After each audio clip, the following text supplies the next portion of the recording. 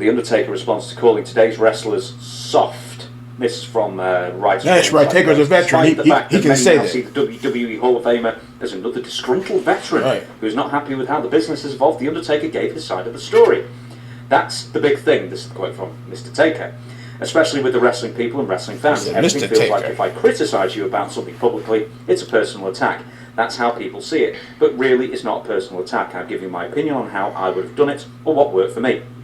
That doesn't make it the right way. It's just right for me. That's right. One of the Undertaker's comments that drew the most backlash and ridicule came about when he appeared on Joe Rogan's podcast. This is old, but he must have made it's old news now. And stated that it doesn't matter. He finished it. Video games, adding that they were soft, and back in his day, the wrestlers carried around guns and knives to handle their business. Smoking cigars and strong liquor. The Undertaker did take issue to the passive-aggressive replies on social media, adding that the stars of today should have bigger priorities. Here's another quote.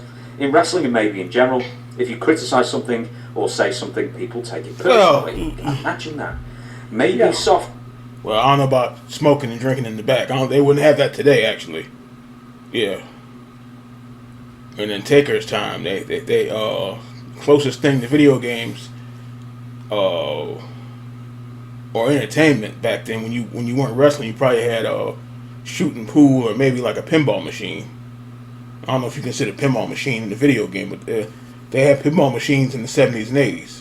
But I don't know if you consider that video game. But yeah, they shot pool, played cards, had the small, the strong cigars and whiskey. But yeah, I don't think they I can't see who can I think of?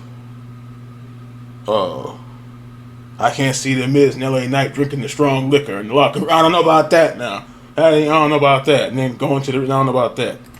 It wasn't the right choice of words. I was just starting to talk and came out of my shell then. I didn't realise how far Joe Rogan's podcast would reach and who would be watching. What killed me though was the passive-aggressive tweets from other wrestlers. I was like, oh God, you've got to be kidding me. Well, getting mad with the Taker. I don't know about that. Focus on why they're not drawing instead. So there you go. But there I go again. I can't help myself. I love you guys when I offer critiques. People think I'm attacking them personally. It's just my opinion. It's for okay, right? There's two things. Isn't Undertaker saying the same thing we're saying? Said the same thing. What are we saying? Oh, it's not the wrestling, and it's this. You got to tell the story, and and what he's saying, he's comparing wrestlers today.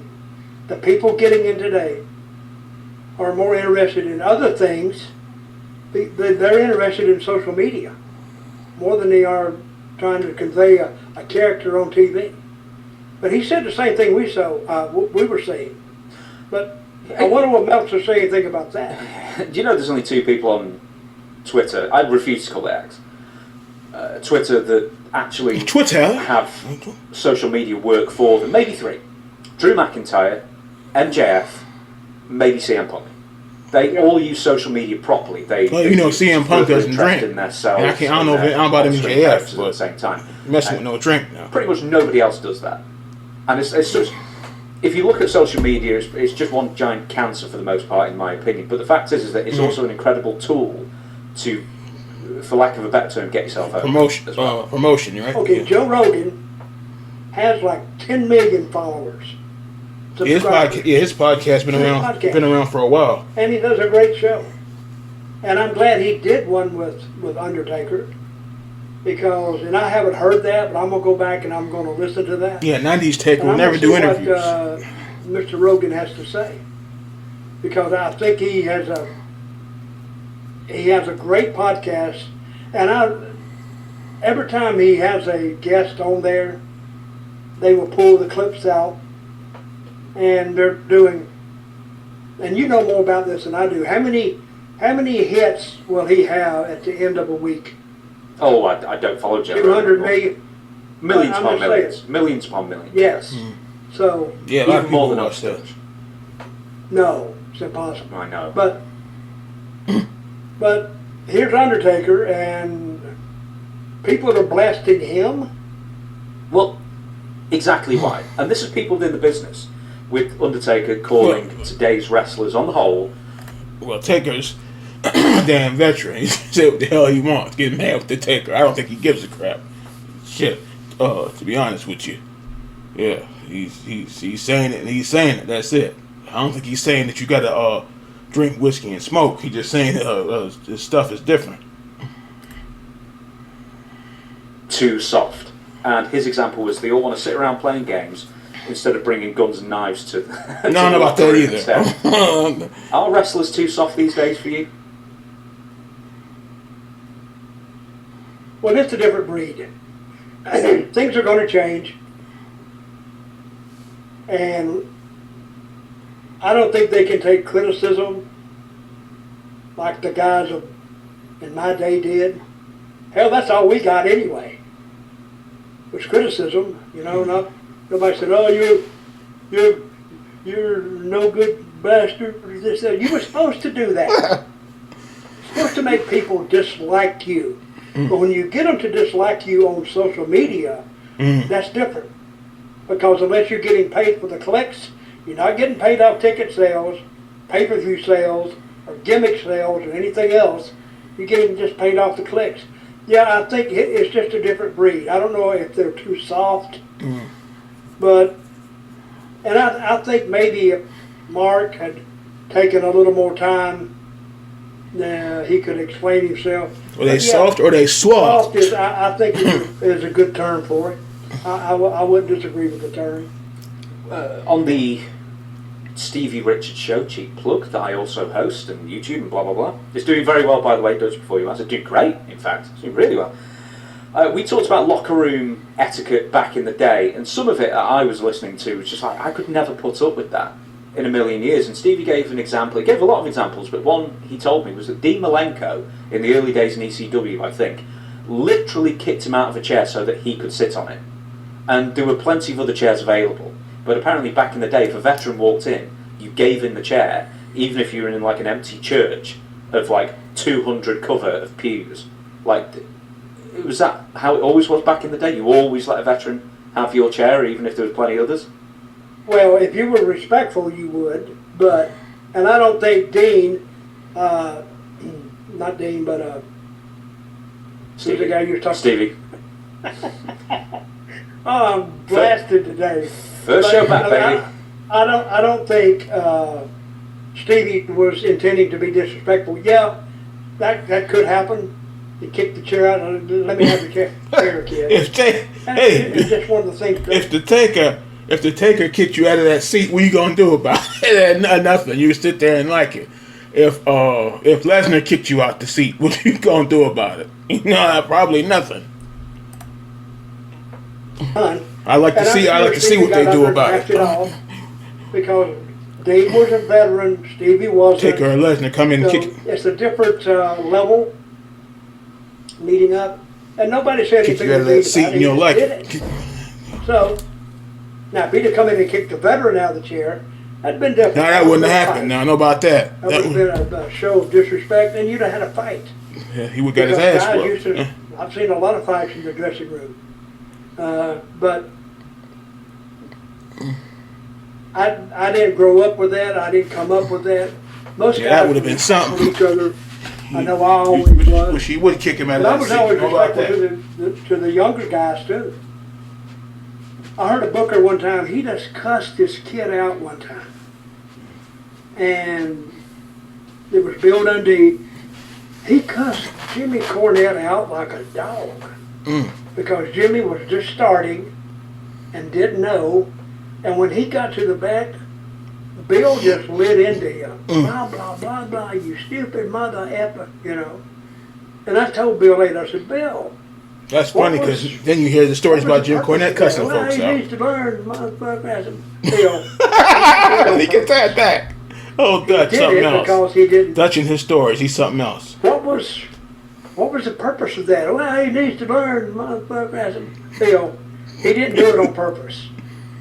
He did it because he didn't know any better. That mother effer needs to learn. Now you got to tell him what he did wrong, and instead of embarrassing him in front of the whole dressing room, you need to call him aside and tell him what he did wrong. But what he did was he embarrassed Jimmy, and I felt sorry for Jimmy. And Jimmy had only been in the business like 3 weeks or 2 weeks. Oh maybe man, that's nothing. He just got started then. But you got to tell people if you're in a position as a booker, you have to tell them what they did wrong in terms that doesn't embarrass them in front of other people, and so they'll understand it. And Bill, he may, but to Bill's defense, he may have been having a bad day. He may have had something else happen. I don't know. But I found that, and I didn't like it, and I said something about it. If it'd been me, I said, Jimmy, come here. Blah, blah, blah, blah, blah, blah, blah. Don't do this, don't do that. And I think you'll find it works a lot better. And I think he would have taken notice of that more than the big ass cussing he took. An ass cussing? Yes. Good. Good man. Okay, there's got to be Getting some cussed out, medium boy. there, because the reason I brought the Dean Malenko example was just because there's just that's unnecessary, and it just doesn't do anything for anybody. And then, as you say, Bill Dundee, just reaming out Jim Cornette was not the right way to go. We can all agree it's not constructive, and it just makes people feel bad, and the message gets lost. But is there some sort of balance where what's missing from a wrestling locker room now that you wish was still there back in your day? Playing cards? Oh, playing cards, and they banned that too. Who did? Because, well, a lot of promoters banned it. What's wrong with playing cards? But you know what would happen? They'd start playing cards, and I forgot what they play. Crazy, I forgot what the game. It was usually crib, wasn't it, with the board and the pegs? No, not Cribbage. that. I can't. I thought that was a card game. But a lot of guys would miss their entrance because they were about ready to win this game. And one more card, and one more card. Get that goddamn ring, you idiot! Oh, God. And he'd throw his cards down. Sometimes if he was going to lose, he just turned the whole board over. And it was all, and the Bill Watts stopped it. I think Jerry Jarrett stopped it at one time. You couldn't play cards in. By being like Sil, getting mad because you're losing. They just banned it because the guy's missing the cues and everything else. So he can be a sick So what would you bring back? Gambling. So if locker rooms these days or wrestlers are too soft these days, what would you bring back from the old school to toughen gambling business? Well, like I said, it's a different era, and I don't know if you can bring it back. It is what it is, and however you go into a dressing room, whatever the vibe is in that dressing room, that's what you got to go by. And I don't know what I would bring back, but I don't see anything really. It doesn't bother me if a guy's soft anyway. He wants to play a game. That's his business. I stay out of his business and want him to stay out of mine. So True. most of the dressing rooms, I think, and WWE, they want you to. As long as he ain't picking at matches, nobody. Right. And I think the guys do that, especially in WWE. Those are highly choreographed matches, and you don't just sit down and we'll call it in the ring. No, they got to work all this stuff out, and it takes them basically. They work out the routine, and it takes them basically maybe a couple hours to get to the point. Then they go to the ring, work it out, and then they're talking it over, even going to the ring. So I think they have the intensity in the matches, and I think that's what's missing. Because a lot of guys just go out there. Back in the day, they would just whatever happens. But we didn't have TV like WWE. You can't do that now, because now you've got a worldwide audience watching you, and they want it to be good, they want it to be crisp, want it to be smooth, and I think that's maybe one of the things that was missing back in the day. I wouldn't bring that back. I think it's actually improved a little bit. Yeah, but Taker has his opinion about having the gun and the knife in your back. He got caught with the knife in your back. It'll be on TMZ the next day. Wrestler gets caught with the pistol in his bag. Know about that? And they couldn't all that craziness. And then sipping your whiskey, coming out drunk. Now you remember this situation in